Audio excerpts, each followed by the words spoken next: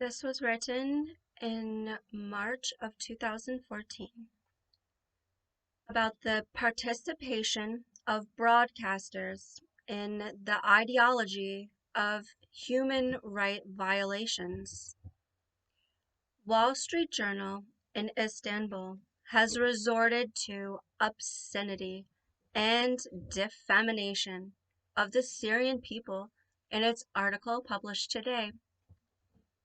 Miss Albayrak uses a slang to characterize the presence of the Syrian people amongst the Turkish city people and townships. The Syrian Coalition, it has been observed previously, visits with the Syrian people who are displaced from within the borders of Syria.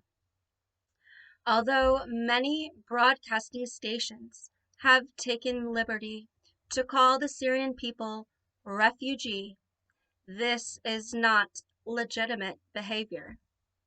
According to the Universal Declaration of Human Rights, Article 15, everyone has the right to a nationality, and 2, no one shall be arbitrarily deprived of his nationality nor denied the right to change his nationality. There has been some concern that the Syrian Coalition, having been vested by the Arab League and several of the most powerful Western countries with the right to be in international diplomatic correspondences, the sole legitimate representatives of the Syrian people. And this right is in some contest with groups of the Syrian people within Syria who are now excluded from the representational rights of the nation. However, the Syrian Coalition, being based outside of Syria and having a detrimentally limited contact or public outlet to the communities of Syria, giving any actual representation for the Syrian people at all to occur within respect of those limits. The Syrian Coalition has not only accessible to it, but also a rich, expensive resource in it, the Syrian people who are displaced outside the borders of Syria. It is not known what organization has been committed to joining the Syrian communities displaced outside the borders. In respect to the restrictions of such circumstance and the lack of infrastructure, a solid set of agreements can be made and should be made. These are the most basic of agreement that a citizen of a state must be extended. 1.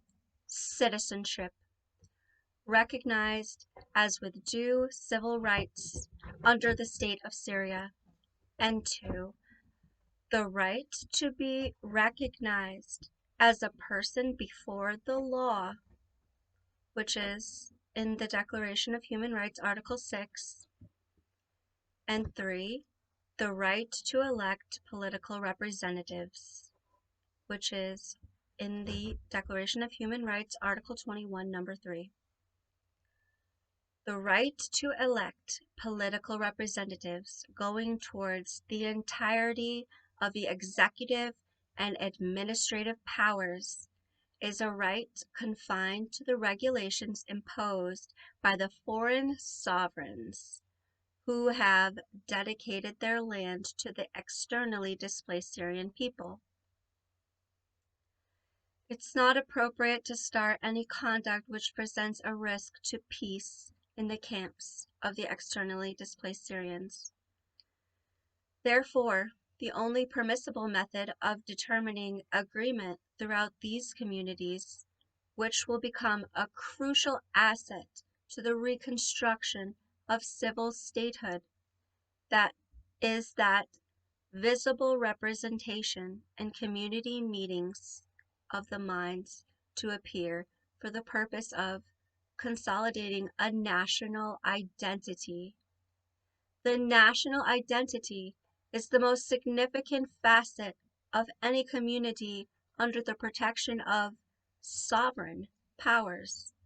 The national identity remains with the people, regardless of whether they have been displaced externally from the borders of the state, such as in the refugee camps. It has become very obvious, abstruse, conspicuous that the national identity is precisely what has been coming under attack by others with loud voices and big influence.